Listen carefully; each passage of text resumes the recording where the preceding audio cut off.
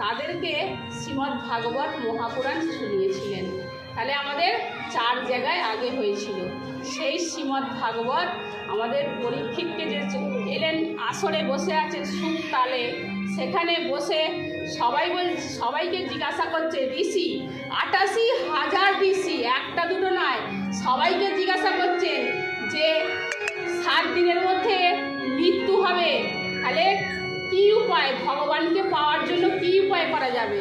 তখন বলছেন যে কেউ বলছেন দেবী পুজো করো, কেউ বলছেন গীতা পাঠ করো, আরও অনেকে অনেক কথা বলছেন।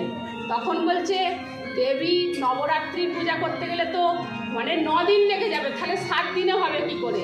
তখন আরও যে বলছে 1 মাস লেগে যাবে, কেউ 15 দিনও হয়ে যাবে, কিন্তু 7 দিনের মধ্যে।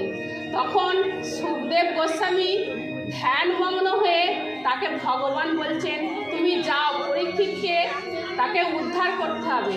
সেই পরীক্ষিতকে উদ্ধারের জন্য সেই সুখদেব গোস্বামী এসেছেন, পরীক্ষিত আসন পেতে রেখেছেন যে আমার উদ্ধারের জন্য আসবেন। সেই পরীক্ষিতের কাছে সুখদেব গোস্বামী এসে বসলেন আর শ্রীমদ্ ভাগবত মহাপুরাণ 7 দিন শ্রবণ করালেন। আগে 1 মাস হতো, এখন 7 দিন। তাহলে সেই শ্রবণ করার পর 1000 কোশ্চেন পরীক্ষিত করছে, আর কিন্তু সুখদেব গোস্বামী বলছে, লাস্টে সুখদেব গোস্বামী বলছে যে আমি একটা কোশ্চেন করব, তুমি তো 1000 কোশ্চেন করেছো, আমি শ্রীমদ্ ভাগবত মহাপুরাণ পুরো শ্রবণ করিয়েছি, 7টা দিন 1টা মিনিটও কিন্তু বন্ধ ছিল না, যে দিনের বেলা হচ্ছে রাত্রে হয়নি নয়, 24 ঘন্টায় 24 ঘন্টাতেই হয়েছে। তখন বলছে যে তাহলে আমি একটা কোশ্চেন করব। বলছে তোমার মৃত্যু হবে? তখন বলছে না, আমার মৃত্যু হবে না, কারণ আমাদের দেহের মৃত্যু হয়, আত্মার মৃত্যু হয় না। তাহলে তখন বলছে তাহলে তুমি মন দিয়ে পুরো ভাগবতটা শ্রবণ করেছো, তাহলে তোমার মৃত্যু হবে না, তাহলে দেহের মৃত্যু হবে।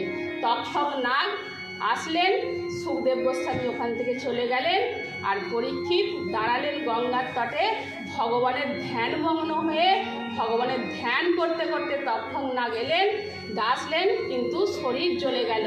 কিন্তু সেই আত্মা ভগবানের দিব্য বিমানে, সে চতুর্ভুজওয়ালা নারায়ণের বিমানে সেই পরীক্ষিতকে গোলকে নিয়ে চলে গেলেন।